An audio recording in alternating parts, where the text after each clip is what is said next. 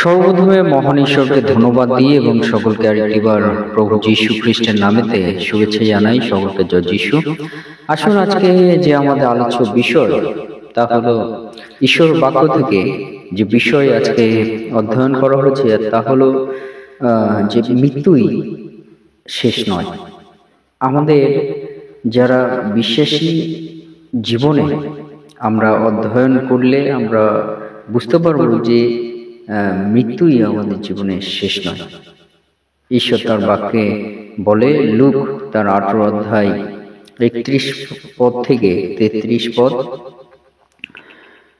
পরে তিনি সেই 12 জনকে কাছে লইয়া তাহাদিগকে কহিলেন, দেখো, আমরা জেরুজালেমে যাইতেছি, আর ভাববাদিগণ দ্বারা যাহা যাহা লিখিত হইয়াছে সে সমস্ত মনুষ্যপুত্রে সিদ্ধ হইবে, কারণ তিনি পরজাতীয়দের হস্তে সমর্পিত হইবেন এবং লোকেরা তাহাকে বিদ্রুপ করিবে, তাহার অপমান করিবে, তাহার গায়ে থুতু দিবে এবং কোড়া প্রহার করিয়া তাহাকে বধ করিবে।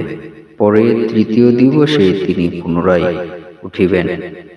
ঈশ্বর তার বাক্যে আমাদের প্রত্যেককে আশীর্বাদযুক্ত করুন, আমেন।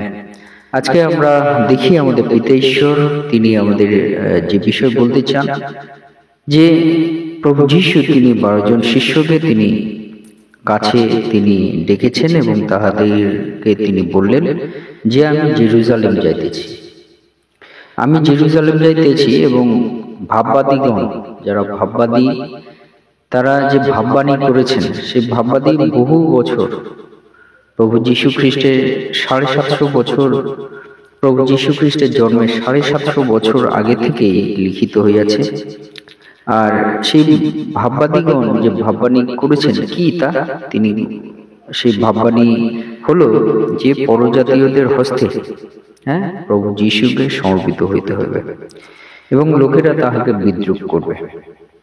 বিদ্রুপ, প্রভু যীশুকে যারা এখনো বিশ্বাস করছেন, যারা নতুন বিশ্বাস করছেন, অনেকেই বিদ্রুপের সম্মুখে তারা পড়ছেন। আর তা থেকে আরো বোঝা যায় যে প্রভু যীশু এই সমস্ত কিছু যা ঈশ্বর বাক্যে লেখা আছে সেই সমস্ত কিছু প্রভু যীশু তার জীবনে ঘটেছে এবং যারা তাকে বিশ্বাস করছে তাদের জীবনেও এরকমই কিছু কিছু ঘটনা ঘটছে। সেটি ভাবে প্রভু যীশু তাকে পরজাতীয়দের হস্তে সমর্পিত হইতে হবে, লোকেরা তাকে বিদ্রুপ করবে, তাহার অপমান করিবে, তাহার গায়ে থুতু দিবে। এইগুলো সমস্ত ঘটনাগুলো ঘটবে এবং বলছে কোড়া প্রহার করিয়া তাহাকে বধ করিবে, অর্থাৎ চাবুক। সেই চাবুক 39 আঘাত কিন্তু প্রভু যীশুকে, সেই চাবুকের 39 আঘাত প্রভু যীশু দেহে মারা হয়েছিল। আর সেইভাবে আমরা দেখি যে প্রভু যীশু তার পরবর্তীতেও আরো ঘটনা আমরা দেখি, তার হাতে পায়ে পেরেক, মাথায় কাটার মুকুট, এই সমস্ত কিছু ঘটনা, অনেক কিছু ঘটনা ঘটেছে। কিন্তু প্রভু যীশু তিনি বলছেন যে যে ভাববাদীগণ যারা এই ভাববাণী করেছে, প্রভু যীশু বলছে এই সমস্ত কিছু সম্পূর্ণ হবে এবং বলছে তৃতীয় দিবসে তিনি পুনরায় উঠবেন। প্রভু যীশু তৃতীয় দিবস অর্থাৎ 3 দিনের মাথায় তিনি আবার পুনরায় জীবিত হয়ে উঠবেন। তাই প্রভু যীশু তিনি আমাদেরকে কি বলতে চান, এই বাক্য যদি আমরা পাঠ করি, এই বাক্য থেকে আমরা কি বুঝতে পারি? ঈশ্বর যে বিষয় তিনি আমাকে বলতে চেয়েছেন, যে বিষয় ধ্যান করে আমি বুঝতে পেরেছি, তা হলো ঈশ্বর তিনি বলতে চান যে মৃত্যুই শেষ নয়। কিন্তু আমরা এই জগতের মানুষ, আমরা জানি মৃত্যুই শেষ, মৃত্যুর পরে আর কিছু নাই। কিন্তু এবং মৃত্যুই একটা শেষ একটা শব্দ, যেটা চিরন্তন শব্দ, এরকম আমরা ভেবে এসেছি যে মৃত্যু এটাই শেষ, এরপরে আর কিছু নেই। কিন্তু ঈশ্বর প্রভু যীশু তিনি আমাদেরকে বলতে চান যে তিনি পুনরায় তৃতীয় দিবসে আবার জীবিত হয়ে উঠবেন। আর এর মধ্য দিয়ে প্রভু যীশু তিনি বলতে চান মৃত্যু যেটা আমরা এই জগতের মানুষেরা আমরা জানি যে এটাই ধ্রুব সত্য, চিরন্তন সত্য, এবং মৃত্যুই শেষ, তারপরে আর কিছু নেই। কিন্তু প্রভু যীশু তিনি আমাদের বলতে চান যে মৃত্যুই শেষ নয়, মৃত্যুই শেষ নয়। কেন মৃত্যুই শেষ নয়? প্রভু যীশু তিনি আমাদের বলতে চান কারণ তিনি তৃতীয় দিবসে জীবিত হয়ে উঠেছেন। তবু আর একটিবার আপনাদেরকে উৎসাহিত করার জন্য, একটু বোঝানোর জন্য আপনাদেরকে বলতে চাই যে মৃত্যু এই শব্দের সমর্থক শব্দ কি? তা হলো দেহ ত্যাগ করা।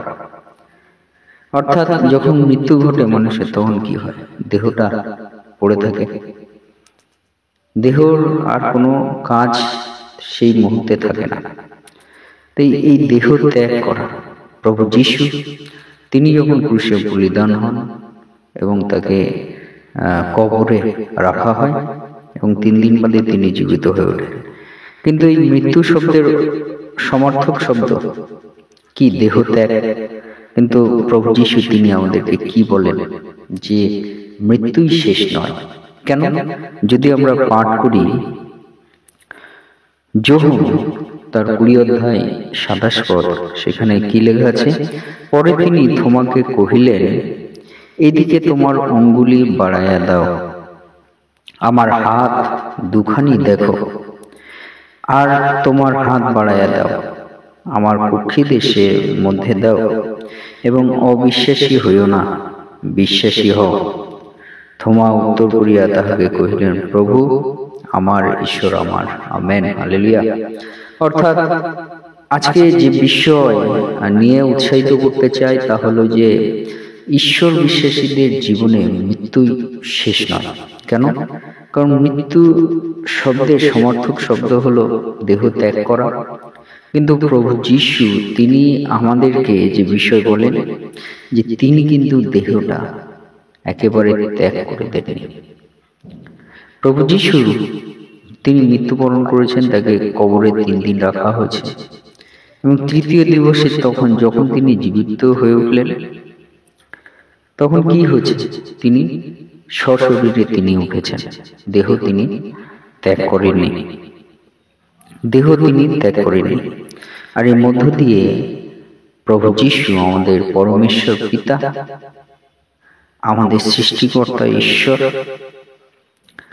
আমাদের পবিত্র আত্মা ঈশ্বর, যে বিষয়ে আমরা দেখতে পারি যে প্রভু যীশু তিনি দেহ ত্যাগ করেনি, অর্থাৎ মৃত্যুই তাহলে শেষ নয়।